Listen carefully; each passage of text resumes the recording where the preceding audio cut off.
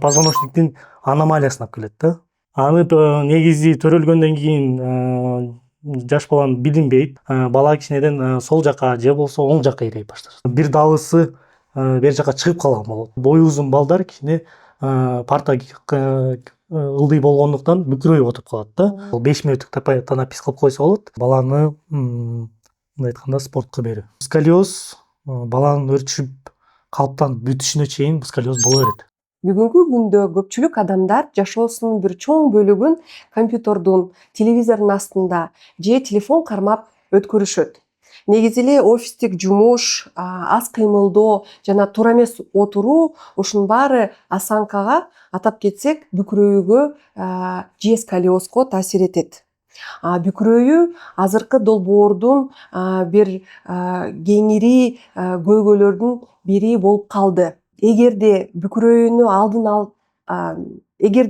бүкүрөйүүнү оңдобосо же сколиозду оңдобосо, ошонун баары омурткалардын өзгөрүшүнө, ички органдардын иштешине жана муундун ооруларына терс таасир этет. Ошентип, бүгүн главное ден соолук подкастында мен Гүлназ Эркин, Авиценна клиникасынын жетекчисимин жана биздин мейманыбыз Мадышев Адилет Талайбекович, врач, ортопед, травматолог. Бүгүн ошо бүкүрөйүү жөнүндө, сколиоз жөнүндө талкуулайбыз. Саламатсызбы, Адилет? Саламатсыз. Айтып бериңизчи өзүңүз жөнүндө. Эмне үчүн сиз врач болуп калдыңыз жана ортопедияны тандадыңыз? Саламатсыңар. Мен врач-травматолог, ортопед. Азыркы учурда Авиценна клиникасында иштеп жатам. Буга чейин Россия өлкөсүндө 3 жыл бою иштеп келгем. Бирден бир себеби врач болгонун себеби бул билесиңерби, башынан негизи мен милиция болгум келчү. Билесиңер, кичинекей кезде жанагы кинолор көп бар эле го, боевиктер дегенчи, боевик. Анын ичинен жанагы Ван Дамдын кинолору же болбосо жанагы Шварценеггердин кинолору, анын ичинен жанагы полициялар өзүнчө эме болот го, эр жүрөк болуп, адамдарды сактап, ошондой кылгым келчү да. Анан милиция болгум келчү. Анан карасам, анын ичинен милиция болом деп жүрдүм дагы, баягы больницаларга көп барабыз го. Мисалы үчүн жаш кезде прививкаларга болобу же башкаларга болобу, барып калсаң дарыгерге качан болбосун очередь. Анын ичинен очередьте турганын ичинен жаштар бар, кичинекей мен сыяктуу жаш балдар бар. Анын ичинен кар-картаңдар бар. Кар-картаңдын ичинен буту сынып же болбосо тиягы ранасы менен келгендер бар. Ошолор да күтүп турушчу да. Кыйналып турганда аларды көрүп мен дагы жардам бергим келчү. Ошон үчүн кичине болсо дагы өлкөмө салым кошоюн деп врач болдум. Жакшы.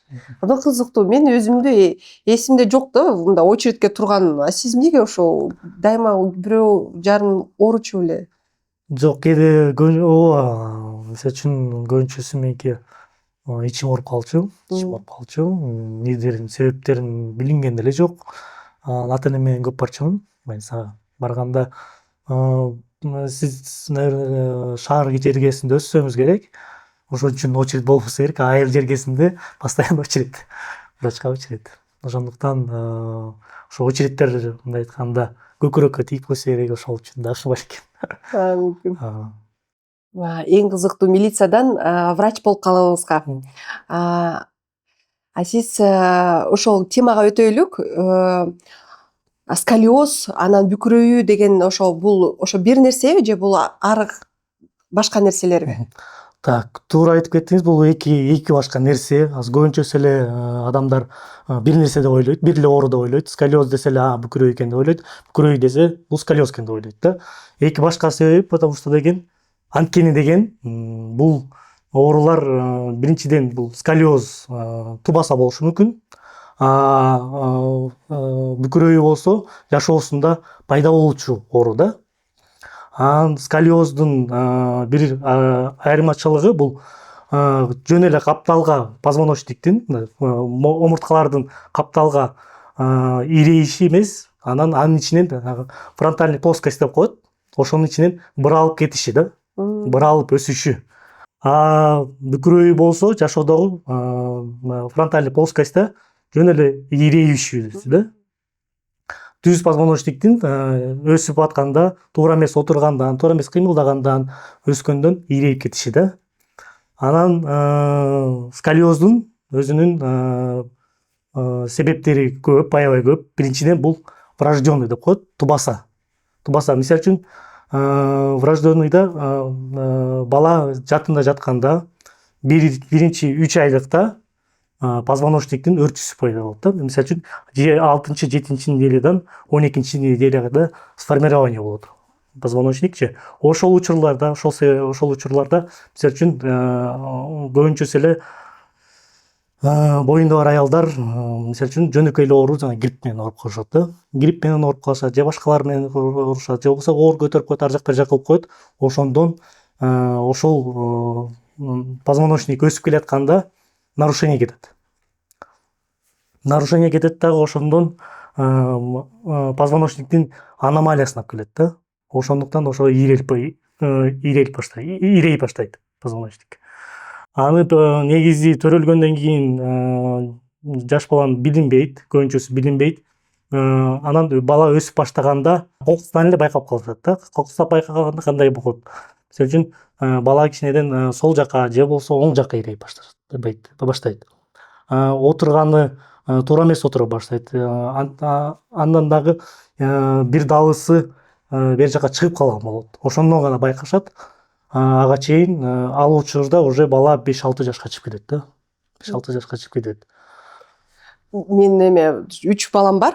Биринчи баламды төрөгөндө кичине эле мындай көп нерсе билбей, анан бат эле жуунтуп эле анан ороп коесуң, анан өтө карабайт экенсиң да балаңдычы.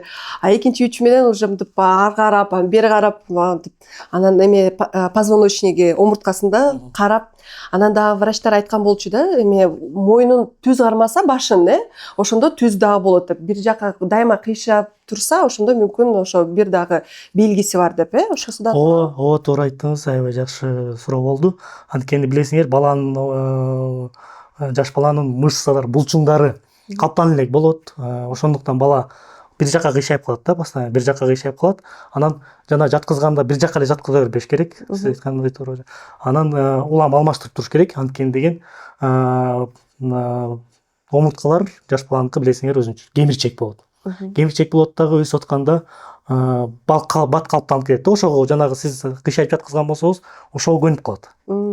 Ошол туура. Негизи карап туруш керек. Баланын постоянно позвоночниги болобу, башка жерлери болобу, өсүүдө өтө кылдат байкап эмне кылыш керек. Демек, сколиоз как өзү S дегендей, ошо омурткасы S болуп калат, кыйшайып калат. Ошондой. Бүкүрөйүү деген мындай жөн эле түз бүкүрөйгөндө ошол белгиси бар, Ооба, туура айттыңыз. Бул бүкүрөйүүнүн себеби мисалы үчүн туура эмес отургандан, же болбосо дагы билесиңер, мектепте баарыбызга бирдей парта кетет. Анда жанагы бою узун балдар кичине парта ылдый болгондуктан бүкүрөйүп отуруп калат да. Ошондон дагы дайыма ошентип бүкүрөйүп отура берсе, позвоночник ошого калыптанып калат да. Омуртка ошого калыптанып калат дагы, ошондон бүкүрөйү пайда болот. Ооба, бир жерден окугам. Мисалы, түз отурса, ошондо баш оор келтирбейт экен да, моюнга, анан омурткага. Эгерде кичине ылдый кылсак, 5 килограмм кошулот экен. Аны дагы ылдый телефонду мутуп көрсө, анда өтө эле көп килограмм кошулуп кетет экен, ошондо оор келет экен, омурткага. Ооба, туура айттыңыз. Азыр эле телефон жөнүндө айтып кеттиңиз, аябай жакшы болду. Азыр биз байкагандай көп эле адамдар мындай айтканда 99% телефондо турат. Анын ичинен жаш балдар, өсүп аткан балдар да. Телефондо отурганда кандай отурат? Бир позаны алат. Мисалы үчүн телефонду мен алсам, мондай отурам дагы. Бул баш ылдыйлайт да постоянно, потому что деген адам мындай кылып карабайт да, түз кылып карабайт, же болбосо эме кылып карабайт, бир эме коюп карабайт, кол таалыйт экен, түз карамай берсе кол таалыйт экен. Анан ылдый түшүрөт дагы, ошол бойдон моюн ылдыйлайт. Моюн ылдыйлаганда жана сиз айткандай эле булчуңдар ылдый тарта баштайт дагы, жанагы килограммдар сиз айткандай кошула баштайт. Ошондон дагы убакыт башында билинбейт, ошондо акырындап ошол жанагы сиз айткандай бүкүрөөгө алып келет. А вот биз мындай айтабыз го, ой сколиоз болот же бир нерсе болот. Бүкүрөйсө, демек сколиозго алып келеби же алып келиши мүмкүн дагы эмеспи? Жана сколиоз өзү ошо бири менен же сколиоз менен дагы бүкүрөйү да чогуу болобу ушундай оору? Сколиоз башында айтып кеткендей, жаңы башталган төрөлгөндө баланы биле албайбыз. Потому что анткени деген искривление деп коет, ийрейүүсү аз гана процентте болот или аз гана градуста болот. Ошондуктан билинбейт дагы, по мере роста деп коет да, өсүп аткан баланын өсүп атканда билинүүчү оору. Мындай айтканда сколиоз бүкүрөөгө алып келет да, бүкүрөйүү деформацияга алып келет позвоночниктичи. Анан бирок эки башка оору. Бүкүрөй жана мен айтып кеткендей өсүп атканда пайда болчу нерсе, сколиоз болсо уже бул оору болуп пайда болот да. Диагностиканы кандай коебуз? Ошо сколиозбу же бүкүрөйү? Аны сөзсүз врач-ортопед коюш керекпи? Албетте, диагностикада биринчиден жыл сайын болобу же болбосо ар жарым жыл сайын болобу, ошол жанагы көбүнчө азыр региондордо ортопедтер жок. Жок дегенде травматологдор бар же болбосо хирургдар бар. Ошолорго көргөзүп туруш керек да.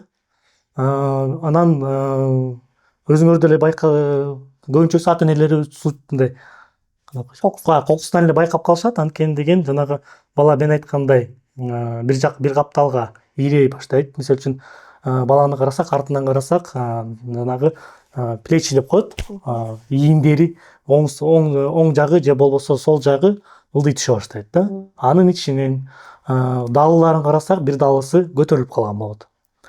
Анан экинчиден бир бутун сылтып баскан болот да. Ошолордун баары сколиоздун бирден бир признактары. Анан албетте жанагы сиз айтып кеткендей, детский ортопед көрсө жакшы болот. Анткени деген ортопедтердин өзүнүн немелери бар, пробалары бар. Ошолорго салып көрүп, жада калса жана рентгенге тартып, канчанчы степень экен, кандай дарылаш керек экен, бүт баарын түшүндүрүп бере алат. Кандай да вот рентген эле жардам береби диагностикага? Жок, рентген эле эмес. Анын ичинен жана компьютерный томография деп коет, же болбосо дагы МРТ деп коет, магнитно-резонанстык томография. Ошолор дагы аябай досконально канча градус экенин да өлчөп берет.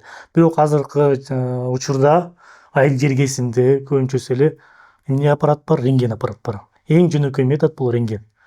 Анан рентгенди тартып койгондон дагы жөн эле сколиоз деп коюп коюш туура эмес. Анын ичинен өлчөп чыгыш керек.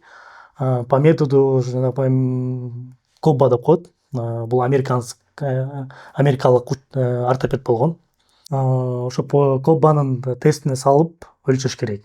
Ал сколиоздун 4 степени болот. Кандай десеңер, биринчи степенде жанагы кыйшаюунун, ийрейүүнүн, омурткалардын ийрейүүнүн 1 градустан 10 градуска чейин болот. Экинчи степенде 10 градустан 26 градуска, 25 градуска чейин болот. Үчүнчү степенде 26-дан 50 градуска чейин болот. Төртүнчүсү аябай эле бул 50 градустан жогору болот. Бүкүрөйүнүн степендери дагы барбы? Же бүкүрөйү ошо бир эле оорубу? Бүкүрөйүнүн дагы өзүнчө бөлүнө тургандары бар. Мисалы үчүн партага отурганда бала мисалы үчүн бир капталга ооп отурушу мүмкүн. Ошондо боковой искривление деп коет, капталга ийрейишүүсү. Анан жанагы парта мен айтып кеткендей ылдый болгондо алдыга ийрейиши да. Аны болсо гиперкифоз деп коет да. Жанагы айтпай калдык бир нерсени, бул позвоночник өзү бул S-образный турат да. S-образный өзүнүн эмесичи. Мисалы үчүн анын аталыштары бар. Мисалы үчүн шейный лордоз деп коет. Алдыга кеткени лордоз деп айтылат. Артка кеткени мисалы үчүн көкүрөк омурткалары бул кифоз деп айтылат. Бел омурткалар алдыга кетет, бул лордоз болуп. Бел лордоз болуп калат. Анан арткы чычаңы бул кифозго айланат да. Анан анын ичинде мисалы үчүн сиз айтып кеткендей эле алдыга ийрейүүсү бул гиперкифоз деп айтылат. Артка кетиши гиперлордоз деп айтылат да. Анын ичинен дагы капталга кетиши мүмкүн. Позвоночник жанагы мен айтып кеткендей сколиоздой болуп быралып кетпейт, только капталга ийрейт да. Түз эле капталга ийрелет. аны болсо боковое искривление деп коет да. Анан анын ичинен дагы позвоночник баягы эле баарыбыз түз болуусун каалайбыз да. Мисалы үчүн түз отур, тигиндей отур депчи, чтобы позвоночник осанкаң түз болсун деп айтабыз. Бирок ошонун ичинен да нормасы болот да. Нормасы болот. Анан кээ бирөөнүкү бел омурткасы дагы, моюн омурткасы дагы жана көкүрөк омурткалары түп-түз бойдон болот да. Ал дагы уже патология болуп эсептелет. Анткени деген эмне десеңиздер, мисалы үчүн жаш балдар билесиңер чуркайт, ойнойт, ар жак бер жак болот. Түз позвоночникте амортизация нарушается. Амортизация. Мисалы үчүн чуркап жүрө берсе, жанагы кыргыздар айтып коет, жанагы моюн омуртка депчи, моюн омуртканын ооз омурткасы, жанагы башка бийи бириккен жери постоянно чуркап сейгирген сайын удар боло берет, амортизация жоголот дагы, анан баш ооруларга алып келет. Баш ооруларга алып келет, баланын бат чарчап калышына алып келет, белинин оорусуна алып келет. Анын үчүн ошонусу менен ал патология дагы түз болуш дагы бул туура эмес патология. Бул жерде норма болуш керек экен да? Норма болуш керек. Баланста. Баланста болуш керек. Аябай ирейип кетсе да болбойт, аябай түз болгондо да болбойт. Өзүнүн нормасы. Негизи сколиоз менен бүкүрөйүү ошол кайсы эмне таасир этет денеге? Биринчиден, мисалы үчүн сколиозду ирейгенде, омурткалар ирейгенде ички органдарга таасир берет. Кайсыл десеңиздер, бул өпкөнү кыса баштайт, ошондуктан бала бат чарчайт, дыхательный недостаточность деп коет. Аба жетпей, бала бир аз кыймылдаса эле бат чарчаган болуп калат да. Экинчиден, анын жанында билесиңер, жүрөк турат. Аябай эле жанагы мен айтып кеткендей 4-нчү степень болсо, жүрөктү кысып баштайт да. Ал дагы жүрөк ооруларына алып келет. Ошон үчүн бул сколиоз жөн эле ортопедтердин оорусу эмес, ортопедтер карачу оору эмес. Анткени өпкөсү повреждение деп коет, өпкөсүнө жаракат болсо, пульмонологдор, терапевттер карайт.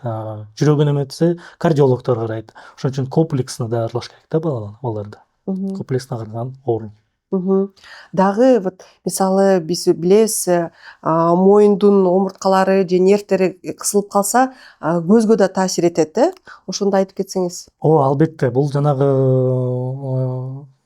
сколиоздун дагы бөлүнөт ичинен искривлениялар, ирейишүүсү. Мисалы үчүн шейно-грудной деп коет, моюн менен көкүрөк омурткалары ирейишүүсү, көкүрөк өзүнчө ирейишүүсү, көкүрөк омурткалары, анан көкүрөк бел омурткалары ирейет да.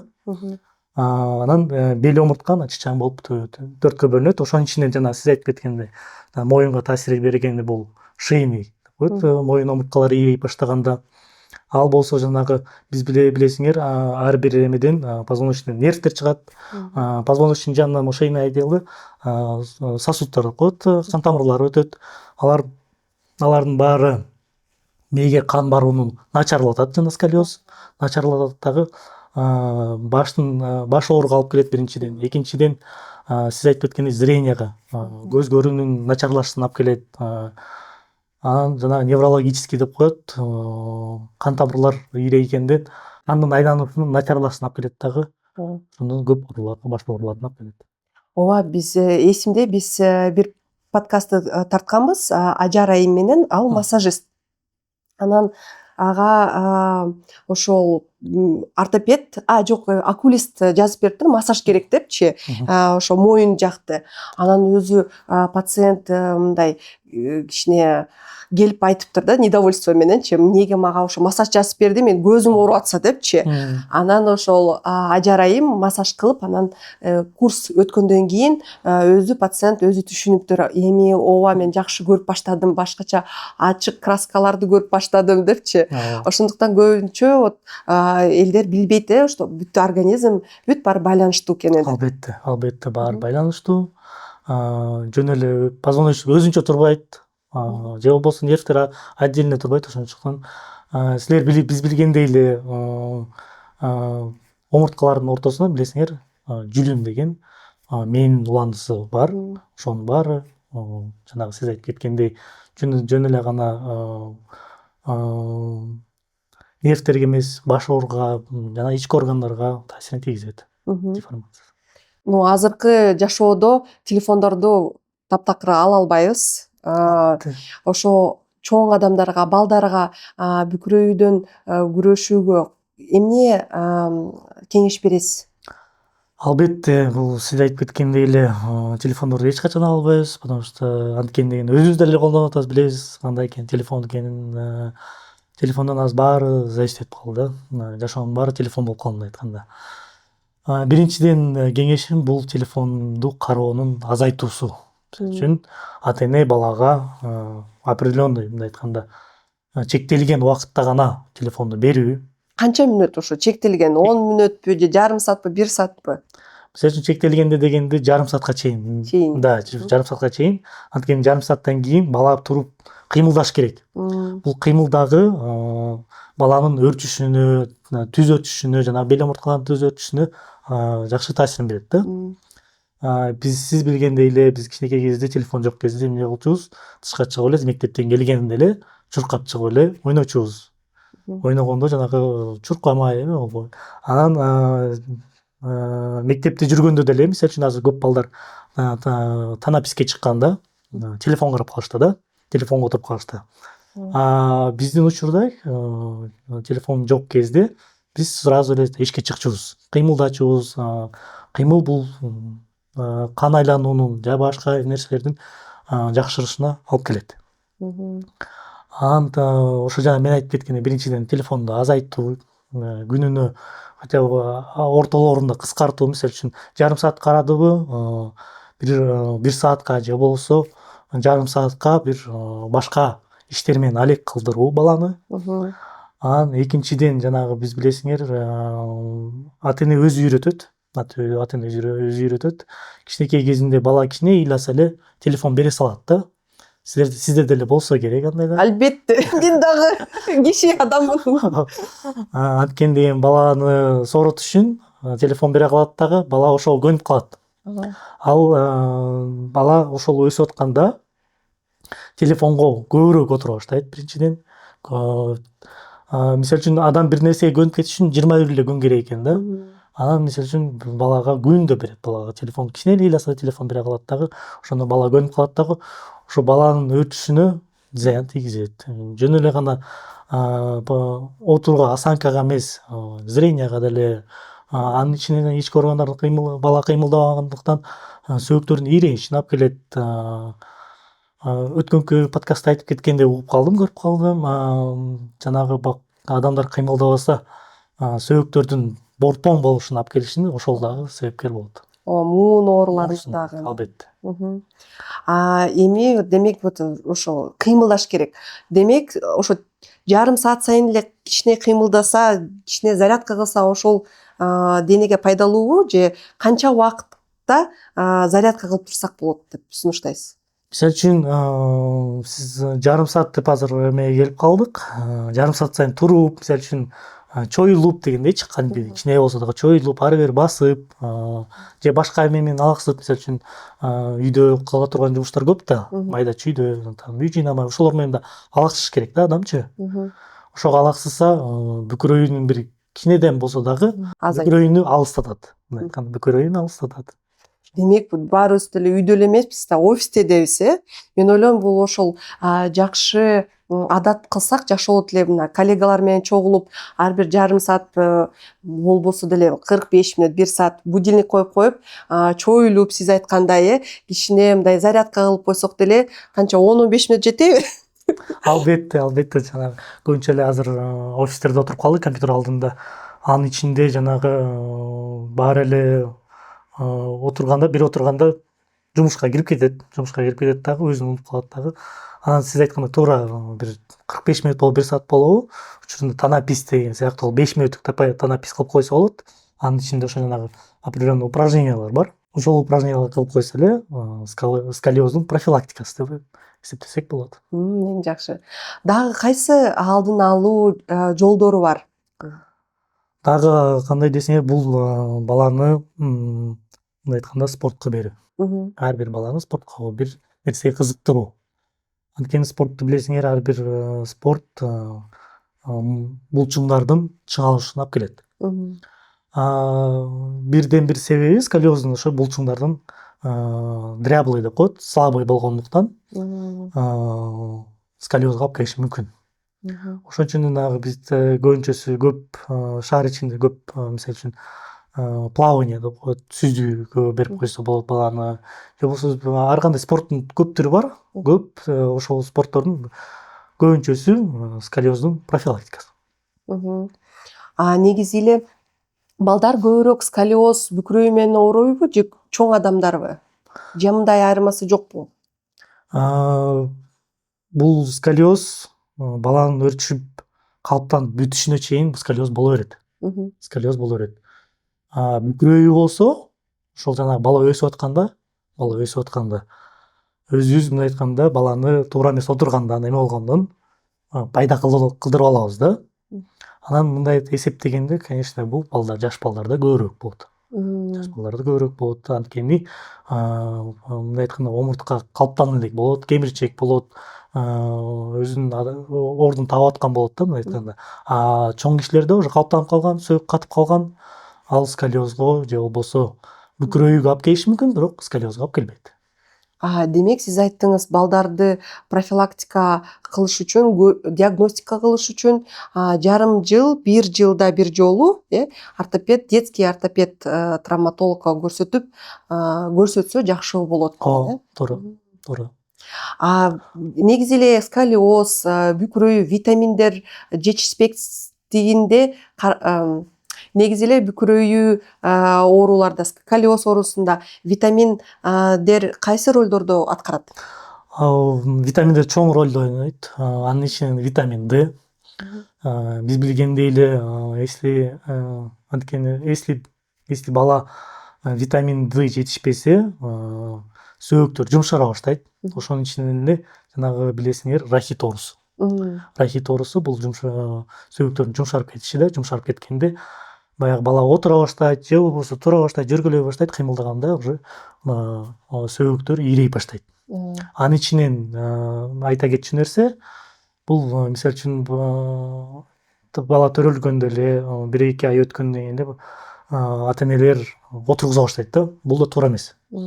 Анткени бала өзү отурам деп уже танталашып калганда гана отургузуш керек да.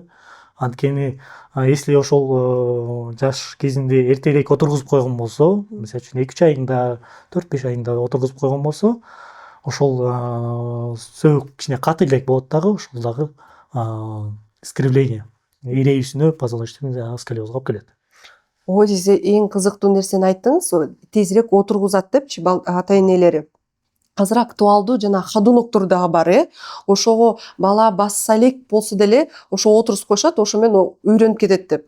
Ал дагы анда пайда эмеспи? Же пайдалуу эле ошо ходунок? Ходунок зыяны көп, потому анткени деген бала өзү качан гана туруп, өзү басам деп там-тум баштаганда гана тургузуш керек да. Балдарды болсо оңоюна карап, ата эне өзүнүн жумушу алаксыган үчүн, өзүнүн жумушуна таасирин тийгизбеш үчүн баланы сразу отургуза калат бир жерге, же болбосо жана сиз айтып кеткен ходунокко отургуза калат дагы өздөрүнүн жумушун кылып жүрө берет. Ал болсо жана баланын ходунокто кандай болот? Нагрузка болбойт баланын суставтарыначы. Сөөктөрүн нагрузка болбойт дагы, бала буттун учу менен басат. Дагы.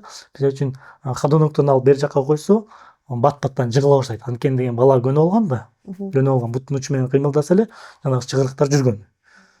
Тургузганда бала жыгылат дагы, көпкө чейин баспай калышы да мүмкүн да, көптөө басышы мүмкүн. Бүкүрөйүнү, сколиозду бүкүрөйү менен, сколиоз менен кантип күрөшсө болот? Алардын кандай дарылаган жолдору бар? Жана башынан айтып кеткендей эле бүкүрөйү менен сколиоз эки башка. Бүкүрөйүнү мисалы үчүн жөнөкөй эле методдор менен, мисалы үчүн жанагы айтып кеткендей эле партаны бийигирээк кылып балага, же болбосо жана отурган жерин, окуган жерин жарыгыраак кылып, чтобы бала эңкейип баягы окуп атканда ылдыйлап көзүн ооругандыктан ылдыйлап бүкүрөбөш үчүн, же болбосо отурганда кичине карап коюп түз отур деп айтып койгондо эле өзүнө келип калат калыбыначы биринчиден.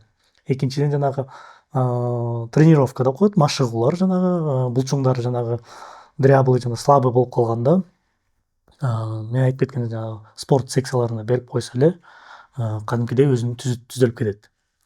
Анан эң жакшы нерсе мунун ичинен менин оюмча, менин практикамда бул турник. Турникке баягы бала асылганда биринчиден баягы чоң кишилерге да кеңеш берет элем турникке асылууну. Анткени билесиңер, жана сиз айткандай эле офиске келип кечке чейин отурушат. Постоянно отурганда баягы кечке чейин позвоночник, мындай айтканда, омурткалар отуруп калат да. Отуруп калганда анын ичинен грыжа калып кетиши мүмкүн да. Кечинде келдиби, турник үйдө болсо, жана азыр билесиңер, үйдүн ичине деле турник кылып алса болот. Анын ичине ошо турникке бири тартынбай эле коюшсун.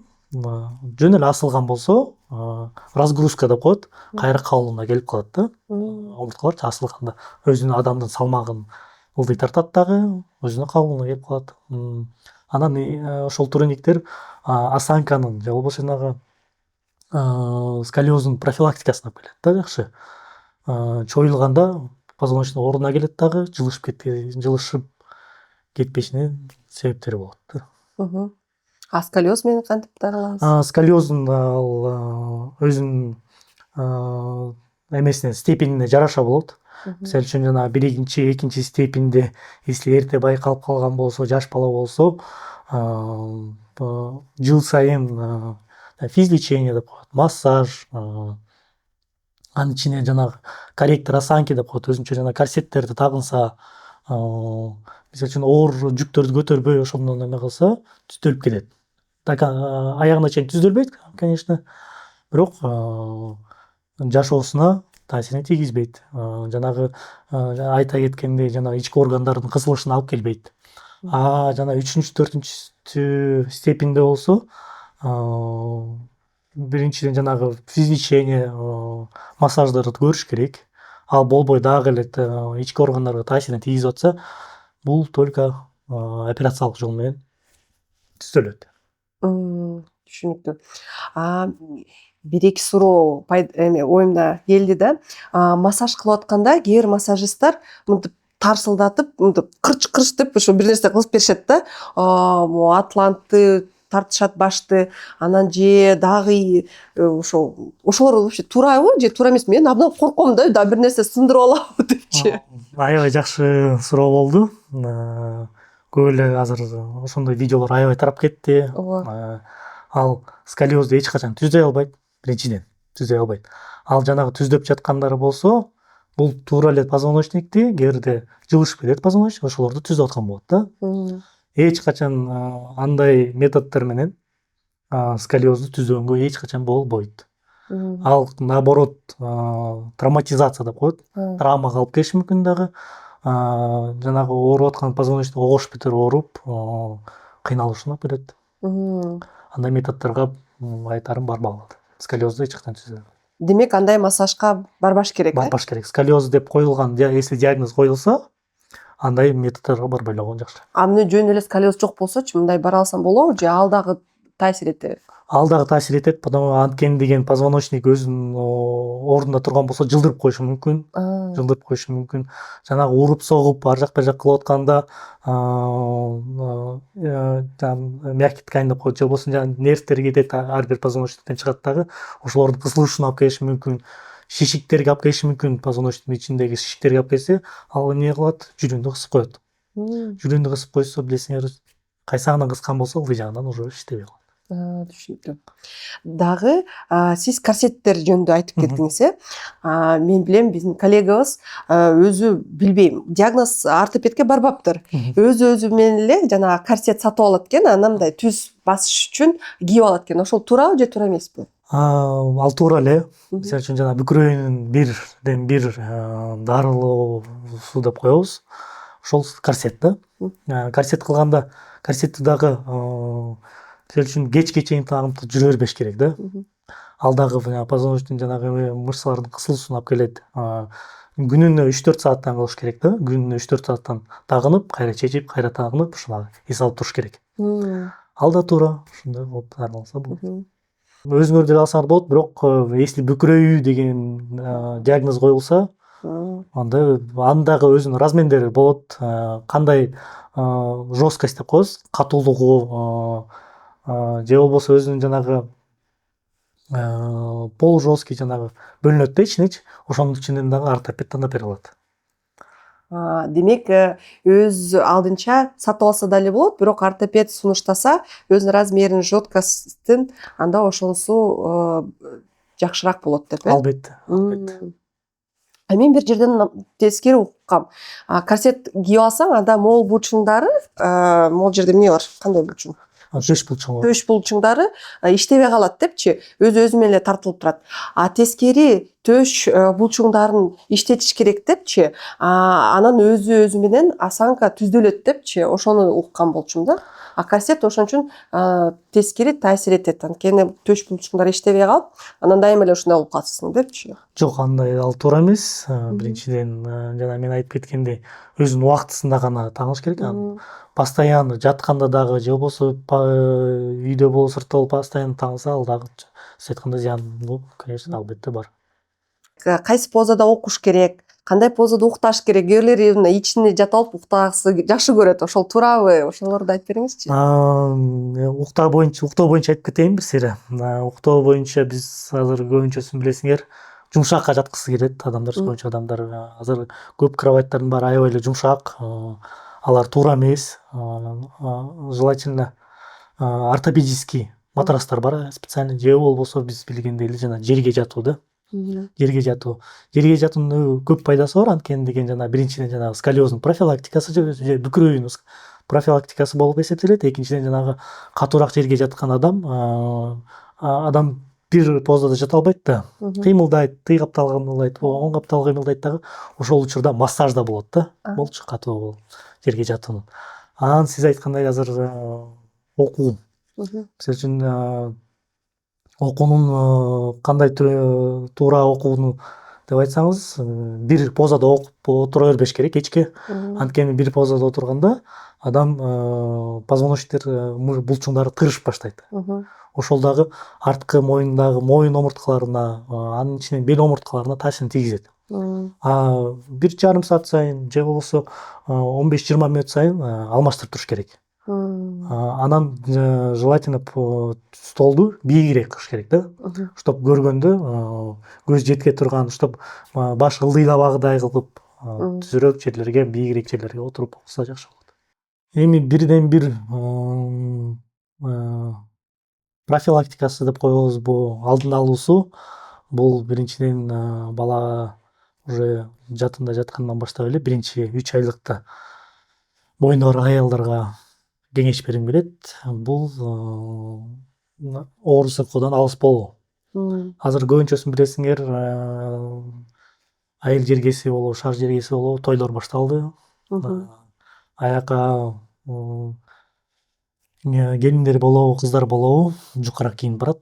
Жукарак кийинип барат дагы, ар жакта ким кандай келгенин билбейсиңер да, кайсы оор менен келгенин. Ошол чүчкүрүүдөн болобу же башкалардан болобу оор жүргүзүп дагы 3 айлыкта ошо баланын порогун алып келет да. Анын ичинде жана мен айтып кеткендей позвоночниктин аномалиясына, сколиозго алып келет. Ошон үчүн кеңешим 3 айлыкта эч жака чыкпай, же болбосо контакт болбой, өзүнүн жанагы витаминдерди убагында ичип турууну кеңеш берет элем. Анан айтып кетчү нерсе дагы ата энеге да, бул төрөлгөндөн кийинкиси.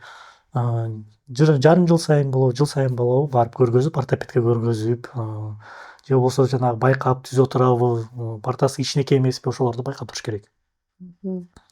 Ошол. Анан экинчиден баягы билесиңер, азыр 1-сентябрь башталды, окуу башталды. Балдарга китептер келе баштады. Анын ичинен китептердин билесиңер, күнүнө 3-4 сабак болсо 5-6 китеп салып алышат. Ал оордук алып келет, күч, оор сумкалар оор болот дагы, ошол дагы бүкүрөйүүнүн же болбосо сколиоздун бир себептерин алып келет. Анан желательно дегендей жеңилирээк. Анан сумканы дагы подбирать этип атканда, тандап атканда, жанагы бели лордоз деп коет, лордоз ичке кеткендегиси өзүнүн позвоночник кайталай турган сумкаларды алып бериш керек. Анан аз көбүнчөсү эле бир капталга асынган сумкаларды алып бербейге кеңеш берет элем. Анткени бала өсүп атканда бир жагына асынып көнүп алат. Алмаштырып турбайт. Анткени бир жакка көнүп алат дагы бала, бир жакка асына берет. Ошол өсүп атканда баланын бир кыйшайысын алып келет. Сколиоз. Эң кызыктуу анда сумкаларды балдардын аны дагы туура тандаш керек экен, Албетте. Анда мен бир жерден көргөм, мындай ортопедиялык сыяктуу ошолор туурабы келеби же жөн эле жумшак сумка жакшы эле? Жок, туура келет. Ортопедический жанагы мен айтып кеткендей позвоночниктин өзүнүн целюлкөтүн алган сумкаларды тандап берсе жакшы болот. Ооба, мен ойлойм, мүмкүн биякта көрүүчүлөрүбүздүн арасында мугалимдер дагы бар. Албетте. Ошо көп китептерди көтөрүшүгө кыйнабаш керек деп. Албетте. Да, эң жакшы ошол кээ бир мектептерде өзгөчө эме да, шкафчиктери бар, ошол жакта китептерин калтырып койсо, ошолор эң ыңгайлуу экен. Аябай жакшы болот, туура болот. Анан экинчиден жанагы балдарга баардык балдар бирдей эмес да. Бирөөсү узун болот, бирөөсү кыска болот. Ошолорду парталарын карап койсо дагы жакшы болот эле. Ошо мага да абдан жакшы ой келди. Парта мындай регулируемый болуш керек экен депчи. Албетте, жакшы болмок, ошондо сонун болмок да. Ошол баланын боюна жараша чоңойтуп же болбосо кичирейтип алса, сколиоздун бир профилактикасы жанагы бүкүрөйүнүн бирден бир профилактика катары кирет. Адилет мырза, мен ойлойм абдан кызыктуу подкаст болду. Чоң рахмат сизге ошо бизге келип беришкенге. Урматтуу көрүүчүлөр, дагы суроолор болсо же башка темаларды тартууга сунуш болсо, анда комментарийлерге жазыңыздар. Биз силерди ой пикириңерди күтөбүз. Адилет мырза өзү комментарийлерине жооп берет. Ошол чоң рахмат. Дагы кийинки подкастта көрүшөбүз.